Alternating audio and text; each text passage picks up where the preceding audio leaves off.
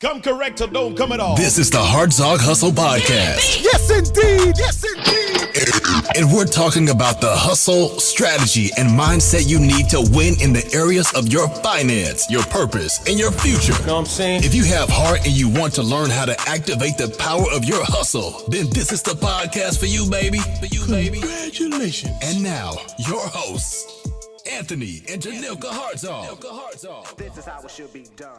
Pushing each other to a bigger space. Ooh-wee. Pushing each other, pushing us, us being the black community.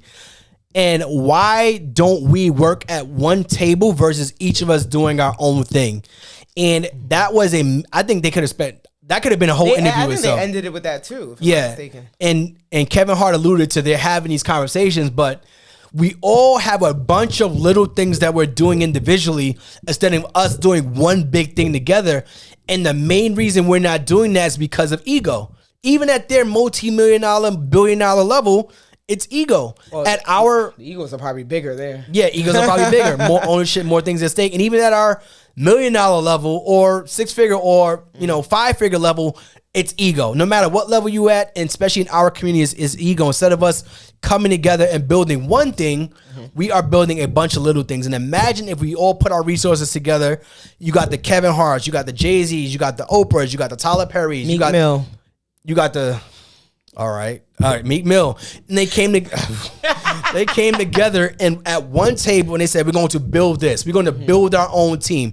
We're going to build our own stadium. We're going to build our own whatever it may be versus I'm going to get an own piece of ownership stake in the Jets, or I'm going to do a little bit of Philadelphia Eagles, or I'm going to do a little bit of the Knicks. Like us coming together and doing our own thing, us coming together and doing one thing versus us doing a whole bunch of little things. Why haven't you come together with your people? I think we're always putting the ideas out there to come together. I think ego plays a part of it too. Like even when we had, even when we had, like we used to do these pool parties back in, not pool, but even we used to do these big events back in New York City, these big barbecues. And when we were doing it, we was like, we don't want to make it too big because, we already had the assumption that somebody's not going to pull their weight. We wasn't even making no money from the events. It's like, I don't want to bring these people on because we know they're not going to pull the weight based off of this, that, and the third. Or I'm going to have to do more. And now was some of that true? Absolutely. But we were able to do something bigger together than we would have been able to do individually. One-on-ones. Or even if we broke it up to multiple groups. So even though there was no ownership, there was nothing at stake here, which made it a lot more fluid. Mm-hmm. But when you start putting money, even into our last events, when we started making money, we started disassociating people. We started moving people.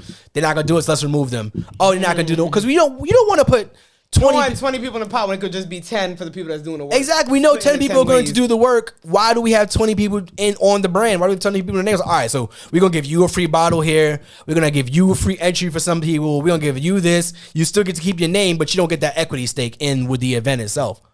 Ooh. And there was no money. It was when it became money involved, the ego started to play. Then it dissolved.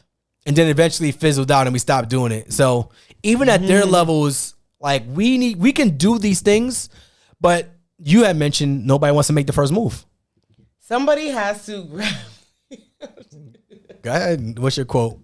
No. Somebody has to be a leader and grab the bull by its horns.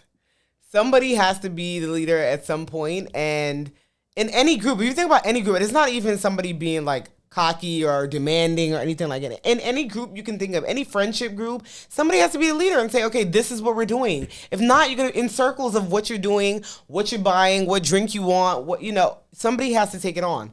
And so I think that's the big deal. So, and nobody, a lot of times, like, I don't want to take on all of that. Yeah. Because now it all falls on me. Everybody's looking at me like, and if it fails, everybody's looking at me. But you ain't doing that either. But you got to have somebody that's going to take that ownership stake. You got to have that risk taker in every group. And like my boy Sajad, when we're talking about traveling all the time, he's like, I'm going to go if you come or not. So I'm going to put the idea out. We're going to go to London, right? I'm going to buy my ticket. If you come, you come. If you come, you come. This is a group decision. We could all go together, but regardless, I'm going to go by myself. I'm going to risk my money. I'm still going to go. I'm going to have the experience. And if you want to come, you could come. And people dropping out like flies. I was one of those people that dropped out like flies all the time. I was like, oh, I'm down. They was talking about this like, everybody wants to travel until the first person asks like, yo, what's the money? The payment? What's the payment? It's like, you be one of those? Yeah, I was like, That's embarrassing. I just never wanted to travel like that. Wasn't my thing. So then why did you say you was going to go? Because I would have known you wasn't going. They didn't know. I always said I wanted to go. But again, you need that person going to take that risk. Like, yo, regardless if you do this with me or not, I'm going to find a way to make it happen. If I could bring people to my table and we continue to build that table or not, if we got 5 people sitting at this table right here and then one person drops out, I was like, yo, I'm going to just replace you with somebody else. And he did that with multiple trips. He was like, all right, Anthony dropped out. I'm going to bring one of my other friends. Oh, this person dropped out. I'm going to bring one of these other friends. But you need someone to take that risk. That's all I think that's what it really is. Putting egos aside. So this has been an episode of the Hartzog Hustle Podcast. We hope you enjoyed. Be sure to rate and review this podcast on your favorite listening platform. And follow Anthony and Janilka on Instagram at The Hartrimony. That's TheHartrimony. Keep hustling, baby. Get that money. Get that money.